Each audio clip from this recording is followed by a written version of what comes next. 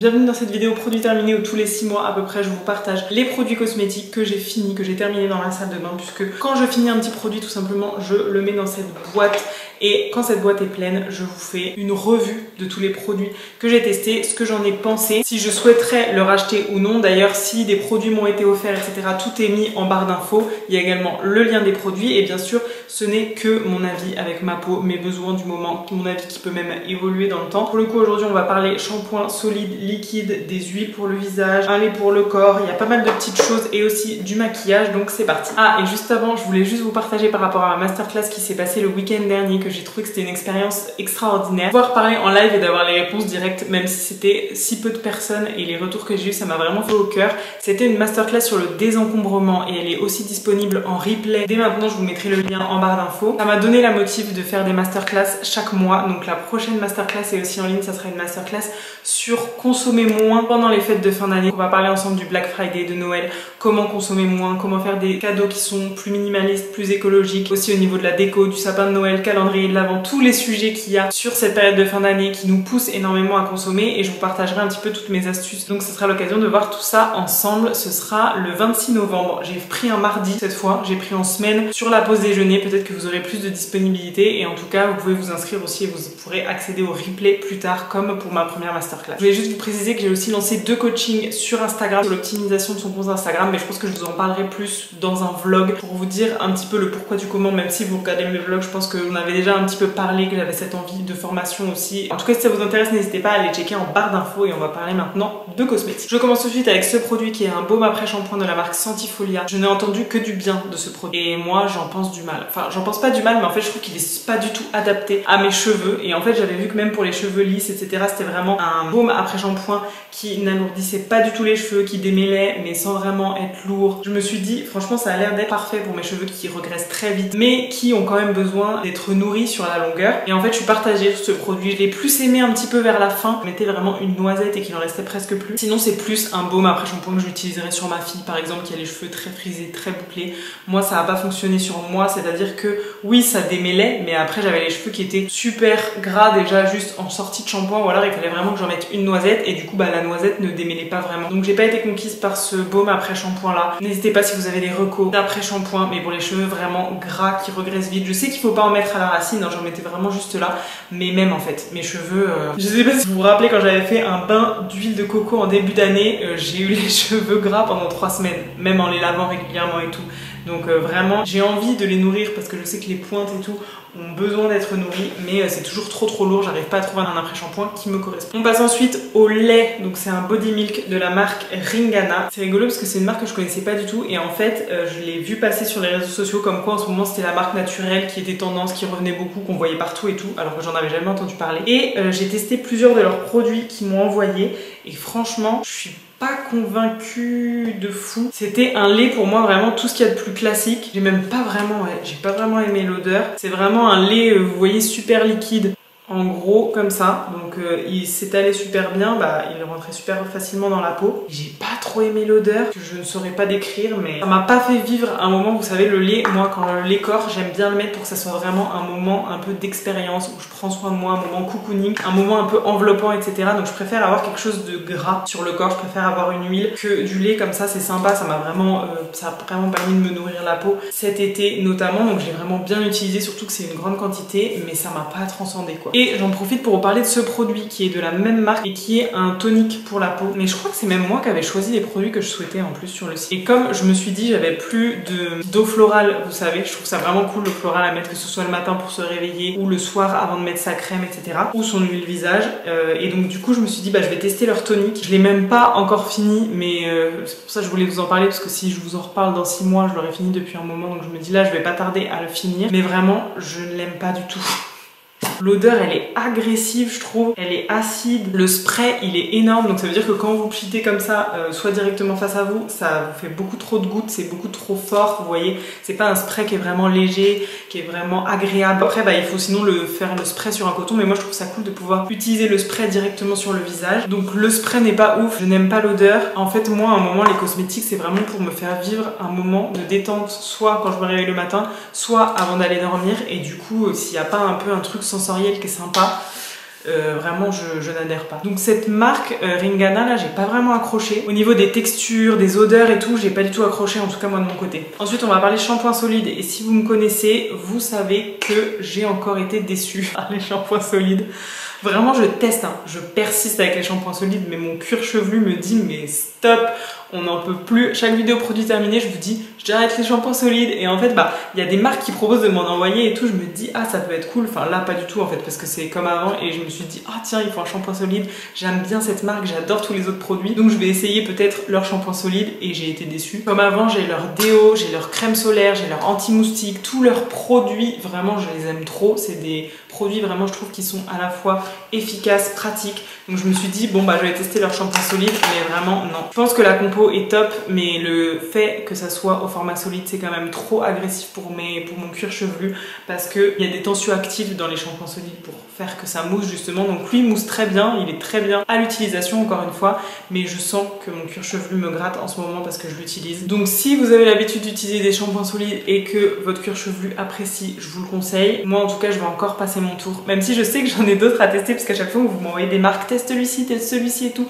donc je me dis bon faut peut-être que j'essaye quand même. Si vraiment ça m'irrite trop le cuir chevelu, les shampoings ils finissent en savon pour le corps ou quoi, je trouve toujours une autre utilisation. Pareil pour celui-là de chez Lubao que j'avais testé. À chaque fois c'est des produits en plus d'origine naturelle, des compos clean, mais vraiment je pense que c'est juste le shampoing solide qui me correspond pas. Bien qu'il faut que je teste celui de Umai, parce que je l'avais testé il y a des années, quand mon cuir chevelu était pas encore trop sensible et tout, et je l'aimais beaucoup. Et j'ai l'impression que c'est un des seuls shampoings solides qui pourrait peut-être me convenir. L'après-shampoing est pas mal aussi. Donc peut-être que je vais tester celui-là à l'avenir. En attendant, pour alterner, j'avais pris ce shampoing là de chez l'Arbre Vert. C'est un shampoing dont je vous avais déjà parlé, tout simplement parce que c'est le shampoing qui est accessible, d'origine naturelle, qu'on trouve facilement en supermarché, et donc je l'ai trouvé pour me dépanner. C'est un shampoing liquide, et dès que je passe au shampoing liquide ça va beaucoup mieux au niveau du cuir chevelu. Ça met un petit peu de temps avant de se remettre, on va pas se le cacher, mais là j'étais repartie sur quelque chose de plutôt cool, où j'avais vraiment plus le cuir chevelu qui me grattait à chaque fois que j'avais fait un shampoing, avant, après, pendant. Si jamais vous cherchez une alternative en supermarché, celui-là il sent très bon, il est pas cher, il est fabriqué en France. Cette crème pour les mains de la marque Cozy, c'est fou parce qu'en fait j'ai des produits depuis plus de 6 mois, donc celle-là je l'ai terminée il y a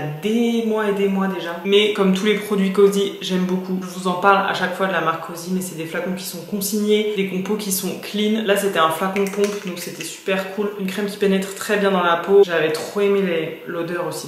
C'est une odeur vraiment, je sais pas décrire les odeurs. Pour moi vraiment douce, vraiment enveloppante, vraiment ce qu'on attend d'une crème pour les mains en fait. Et vraiment les crèmes pour les mains, moi c'est un indispensable pendant tout l'hiver, et même l'été, je m'en mets vraiment à chaque fois que je m'endors. Et celle-là elle avait vraiment un petit côté cocooning, je l'ai beaucoup aimé. Dans mon petit colis Comme Avant, je vous disais, j'avais commandé plein de choses chez Comme Avant, et j'avais reçu notamment leur beurre de karité en petit format comme ça, ils m'avaient offert ça dans ma commande. Bah écoutez, le petit beurre de karité comme ça, c'est vraiment pépite, c'est vraiment un ingrédient je trouve qui sert à tout, que ce soit pour les lèvres gercées, même crème pour les mains, crème pour le corps, je vois dans les cheveux de ma fille aussi. Ça fait vraiment pour moi partie, soit avec l'huile de coco, enfin voilà, des ingrédients naturels dans la salle de bain, peuvent servir tellement pour différentes utilisations que je trouve que c'est vraiment un indispensable. Et notamment quand je suis partie à la montagne, que ce soit c'était début avril, mais il y avait encore de la neige partout et tout, je m'en servais tout le temps. Et pareil pour cet été, l'air était très sec, et donc j'avais tout le temps besoin de me mettre ça sur les lèvres et tout, donc le beurre de karité, vraiment ingrédient indispensable dans la salle de bain. Ce que j'ai beaucoup aimé aussi, je vous en avais parlé dans ma précédente vidéo en comparaison avec un autre baume à lèvres que je n'aimais pas, celui-ci de chez Bitry, je vous le montre mais il n'y a plus rien dedans. Vraiment je l'ai trop aimé, c'était un baume à lèvres qui était un petit peu rosé, qui était super agréable à mettre, qui était tout doux, qui fondait sur les lèvres, mais à la fois qui était un petit peu voilà rosé, nacré, super naturel. J'ai vraiment énormément aimé cette marque. De toute façon, on propose vraiment plein de chouettes produits, et ça je trouve qu'en plus ce petit format comme ça en verre, c'est super pratique, et je commence à être vraiment fan des labellos, des baumes à lèvres etc qui sont rosés, parce qu'en fait je mets quasiment, j'en ai un autre là actuellement, et en fait je trouve que je mets que ça pour tous les jours, que j'ai pas envie d'un rouge à lèvres asséchant, quelque chose qui soit trop épais et tout, je mets que ça tous les jours, et ça fait un petit effet nacré, mais en même temps, et surtout ça nourrit mes lèvres, donc j'adore. Je ne sais plus le pourquoi du comment, mais j'ai fait une commande sur Mymira, ou Mira, je sais plus comment ça s'appelle, qui est une marque de cosmétiques naturels qui présente notamment des huiles comme ça qui sont dans des petits flacons avec une pipette. C'est qu'il y avait une vente sur Choose, sur l'application de vente privée de Choose à mon avis. Et en fait je me suis dit, j'avais plus d'huile pour le visage, et je me suis dit ah ça peut être cool de tester celle-ci parce que j'en entends vachement parler, et qu'elle n'était pas chère. Mais en fait quand j'ai reçu par rapport à la taille de ma main, je me suis dit bah ok, en fait je comprends pourquoi elle n'est pas chère, parce qu'elle est quand même toute petite et elle s'est finie super vite. Elle était très cool, il y a une petite gousse de vanille, vous voyez, qui est à l'intérieur. Elle était très chouette à utiliser pour le coup. Là, l'application sensorielle et tout, je trouve que c'est top avec dans un petit flacon en verre avec la petite pipette. On peut vraiment doser comme on a envie. Je trouve qu'il y a quelque chose qui est super chez cette marque. Mais en parallèle, je sais pas, j'ai pas été non plus super emballée par cette huile. Je trouve qu'elle s'est finie très vite. Je trouve qu'il fallait que j'en remette beaucoup. Alors que normalement, les huiles visage, j'en mets vraiment une toute petite gouttelette, une petite noisette de goutte dans ma main et je l'étale partout et ça me nourrit vraiment la peau, soit le matin ou le soir. Et en fait, avec celle-ci, j'ai l'impression que j'en mettais deux à chaque fois, deux demi-pipettes, donc une entière, on va dire, pour avoir le même effet. Donc je sais pas en fait ce que j'ai regardé dans le niveau des ingrédients, etc.